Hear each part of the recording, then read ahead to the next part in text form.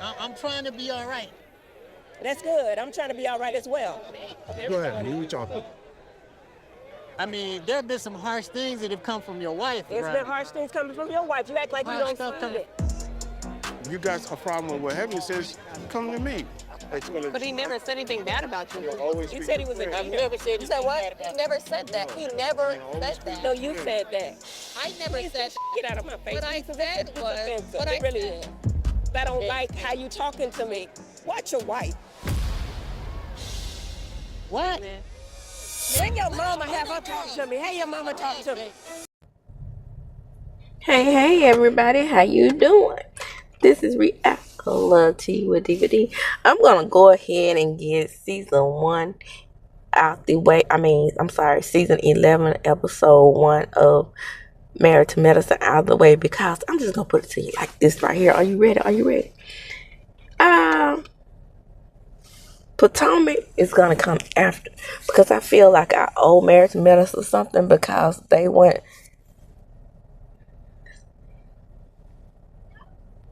I feel like I owe Married to Medicine, my Married to Medicine folks, theirs first, since I've been recapping the Potomac show. But let's get right on into it. So the episode opens up and we have the ladies, doing what they do best. It starts off with Phaedra and her child, and she asks him what foreign country that they've been to that he loves the most. And he said Tokyo. She said mix it the days. When I tell you, this lady in this show, if y'all think she gonna give something different for those 5 or 6 episodes that she's on the Real Housewives of Atlanta, I got a bridge to sell you, Tokyo. Get it, Tokyo. So anyway, we get for Dr. Jackie and real doctor. Yeah, and I don't mean like PhDs and stuff like that. Ain't real doctors. I'm talking about Phaedra ain't married to Bettis. Shout out to Carol Wells and Mariah Huck. You are not married to medicine, sweetie. So anyway, she talked to one of her patients, and that patient tickled me to herself. She said, "Well, are you exercising?" "Yeah, I'm walking." "Are you sexing your husband?" "I don't want that man touching on me." "I know that's right." So we get to CECIL and Dr. Simone. Now I know we've already burnt up ourselves and burnt out ourselves on the history of FREAKNIK. Okay, it was a picnic started by African American students in Atlanta who couldn't go home. It's between Clark and Spelman and Morehouse. I think it was Morehouse College in there. I know Clark is private. Well, all 3 of those are private. So is there a public black institution in Atlanta? That might have been the public black institution in Atlanta that they were talking about. See, in Mississippi, we have the public ones are Alcorn. Shout out to Dr. Jackie who went to Alcorn. Jackson State.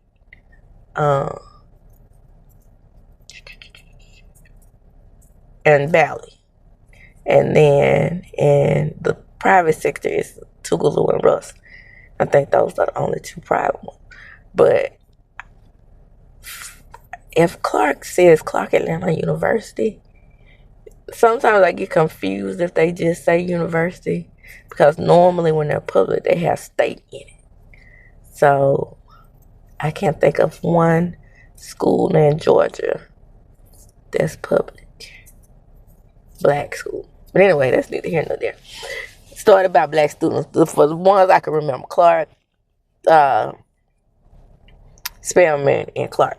Clark, Spelman, and Morehouse. How did I forget Morehouse? Because that's what Caesar went. And instead of calling it Freaknik, they're going to call it Whitnick. So they're going to get their own thing started to commemorate Freaknik. And child, when I tell you Cecil and I almost got her Monique. Cecil and Simone participated. So Cecil wants to get Simone and Quiet back on track. And she's like, well, she hadn't picked up the phone. I thought we had left off in a good place. Then she let people get in her head. No, she didn't let people get in her head. You were wrong, Simone. You getting on my nerves. Not taking accountability, just like Selena over there down to the bell collector. Getting on my nerves, and just a little bit more, melody these days. You know, dealing with Nell, just a little bit. But sometimes I feel like Mel has the reason to not take accountability. Moving right along. So next we have Dr. Elaine, is what everybody's calling her these days. Dr. Elaine getting on my nerves. She messed up when she got with that wicked evil Carlos. I started looking at her differently. And it didn't have anything to do with Mel. Let me be clear on that. Or Love and Marriage Hospital. It was the way she handled them. Then she got on there and lied and implied that the millimeters was causing her to lose business. Bitch, bye. I keep telling y'all her personality on this show is what's causing her to lose business. But she's so, I guess she's kind of emotional and caring towards Quad. This is kind of weird seeing as how she was involved in, kicking her off the show last season. But I think that may be because she feels guilty. And so she took her some flowers and a broken vase, and she wants Simone and Quad to get back on track. So Dr. G and Sweet Tea go over to Phaedra's house, and Phaedra's told Dr. G that they could teach Letitia how to swim because she doesn't know how to swim. So they get in the pool, and then Dr. G and Phaedra commence to talk on the sidelines or whatever. And I think I probably would feel kind of uncomfortable with Dr. G being with Phaedra, but then again, she needs somebody to, she needs somebody to, film with. So Dr. G is telling Phaedra about the incidents with Dr. Heavenly, about how she's been dragging them online, and in one of those messages, she called him a pedo. She called him a snoozer, which he is, I think. In my opinion, I believe that he did something to Quad. And I mean, because pretty much she was putting up with him. And Dr. G is like this message that I'm looking at, actually. He is controlling. Let me make sure I finish my thought. What I was saying was I would be uncomfortable, since Dr. G implied that if he didn't marry Quad and old girl took that $5,000, then, he was able to pay that $5,000 a month, they would be together. Or was it $4,000? Something like that. $5,000 and some purses. $4,000 and some purses, which is rounded up to $5,000. Am I going to be able to do Dr. Heavenly's voice? Well, if I can't do Mel, I'm going to be able to do Dr. Heavenly. Maybe I could do Dr. Damon, because I am in my low voice here. Let me see what I could do. So, Dr. Heavenly and Dr. Damon are in confessional, and they're talking about all the messages that Dr. Heavenly sent out because she felt like her practice was under attack. Now, I'm trying to be fair, so I don't recall really whether the disagreement between Sweet Tea and Dr. Heavenly started. When it started to get ugly. But my memory is serving me as if Dr. Heavenly started. And she does start a lot of shit. So right now, I'm going to say the real beef started with Dr. Heavenly. So Dr. Damon, and she pulls Dr. Damon, who is cool with just about everybody, into her mess. That's what happened with Dr. Damon and Scott. And he's going to do whatever it is to protect her, because he feels like he just has to do that. And so, and as a husband, I understand that, but most of the time your wife is wrong. And yes, you are a big dude. I'm pretty sure you could beat up most of the men on the show. However, as my mama always told me, there's somebody out there for everybody. And she wasn't talking about for love. She was talking about to get your ass kicked. So she's pulled the men into it because of what's going on. And then when Dr. Damon confronted Dr. G about did he really believe that he was a cheater, and Dr. G said, I don't know what you did. I hate that Dr. G backed off that. Because again, it was like, I'm going to punk him because I'm bigger. And, excuse me. And Dr. G is no angel. Don't get it twisted. I got things for him too. But I'm pretty sure they're going to come on later on down the line. Right now, I'm neutral with Dr. G. But anyway, Dr. Damon said, well, I know that Gregory knows me. He's been knowing me for all these years, and he didn't even have the decency to tell me that he knew I wasn't a cheater.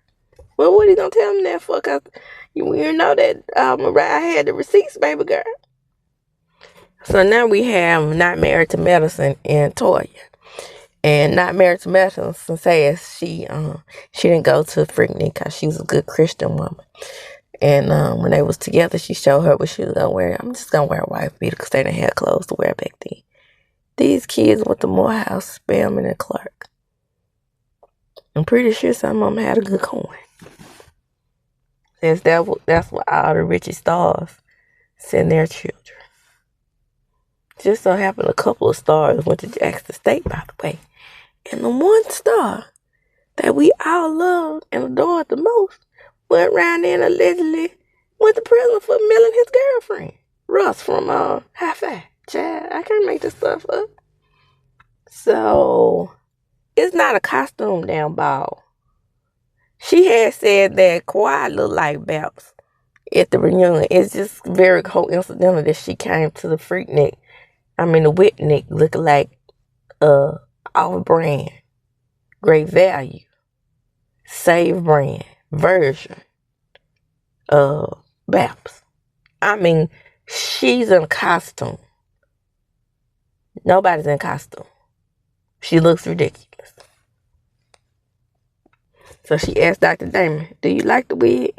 Dr. Damon said, I don't want you to keep wearing that wig. And I know that's right. He said, for the night, I let it pass. No day. Don't ever do that again. Ever in your life. So wait a minute. Is Toya older than Eugene? Because they arrived with Phaedra in the drop top, which that was proper. I give them their props. But she said it was her first year of college and it was over, and then Eugene said he was in middle school. Eugene, you're a doctor.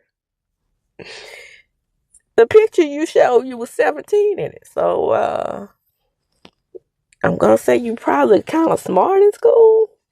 So, I can't give you that you were left behind at 17 in middle school. Or maybe with my ears being stopped up, I misunderstood him. And he said high school. I'm hoping that's what it was. And then he got real disrespectful and came with a Howard University hat on. I wish he would come to Jackson State even with some Howard shit on. That's right. This is all about the South. Well, technically Virginia is in the South, which is where Howard is. But you know what I'm saying. Damon said, I ain't had no time for that FREAKNIK stuff. I was in middle school. He came to the thing real regular. Now, he could have wore some cute paraphernalia, purple and gold or something, or his boots or something, or put the hooks on his arm. Something. Sweet Tea and Dr. G did it right. They arrived with him smacking her on the task in a 5.0. They did it right. Heavenly took cakes off the Baptist wig. Thank you. Don't do that shit no more. So Dr. Elaine get the heebie-jeebies because Contessa arrives with Sweet Tea. And I didn't know that was Contessa. No shade. Just saying. But Dr. Elaine said they gonna take turns with my ass or what? Well, somebody had to bring them back on the show. So Elaine agreed. Contessa in that confessional, Contessa says, oh, she must not know who I was. I didn't either. So Damon and Dr. G have a awkward moment. And they both feel uncomfortable with the other. And still, this is all stemmed from an argument that was started by who? Elaine. So as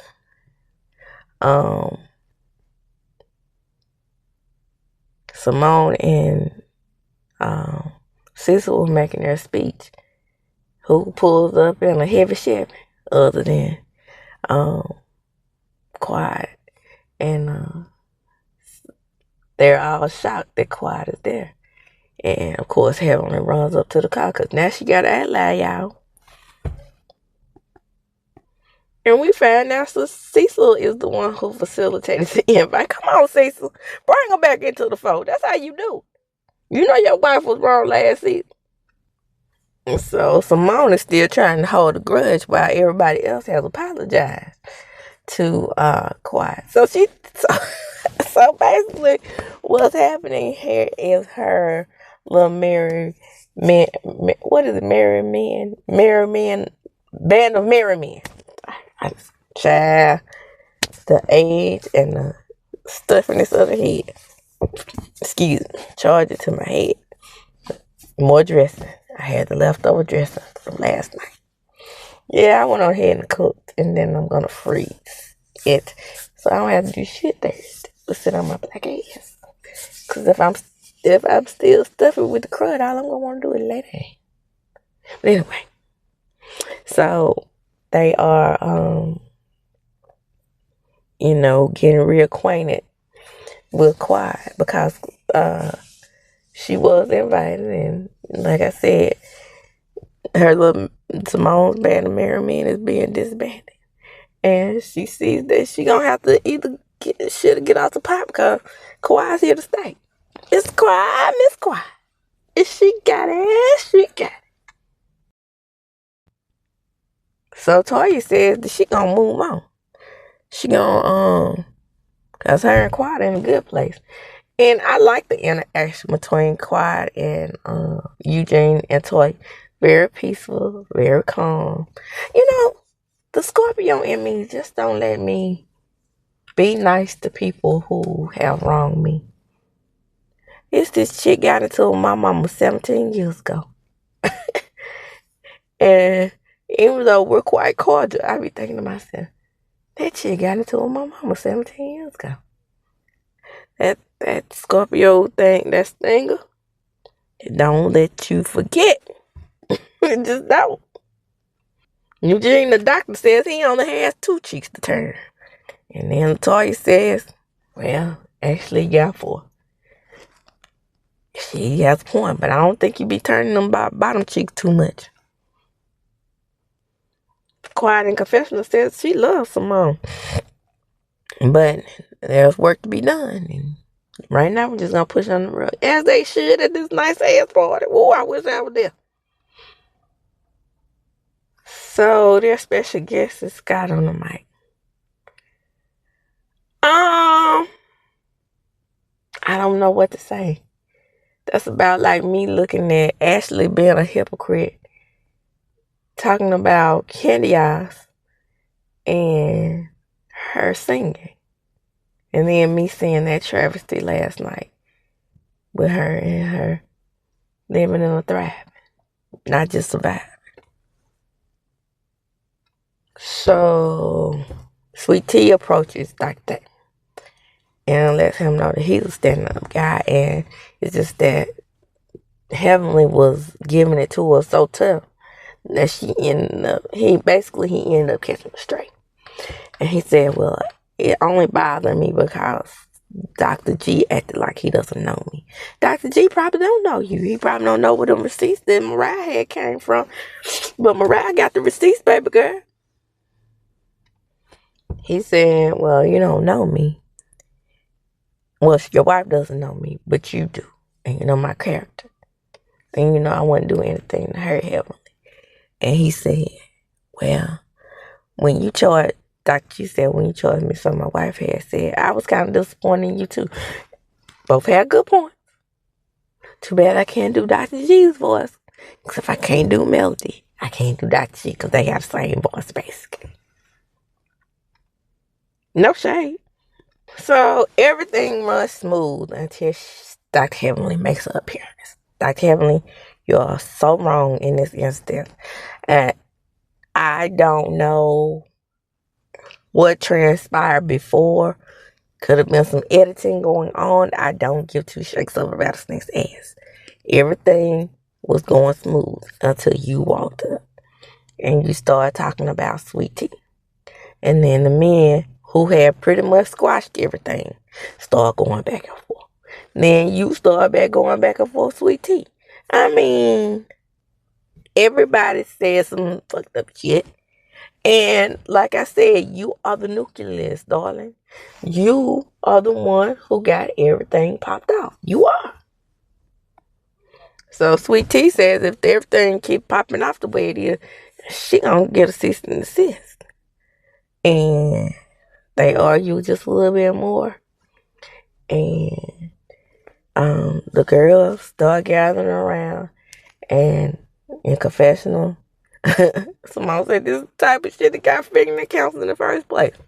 And the episode goes out with each woman being paired up with the person that they are closest to, with the exception of Dr. Jackie. I don't know where she was, but Quad and Heavenly were together, and Toya and Simone were together, and the redhead stepchild that is not married to medicine and Sweet Tea were together. And then my friends is gonna end this episode. Come on in, like, comment, subscribe to my channel, hit the notification bell button. You will be notified when I upload a video. Share the video. Why? Because sharing is caring. And as I do when I close, I'm going to chunk them up. Deuces. Don't forget to think about, Cash Apping me and sending me super chats and super stickers and super thanks.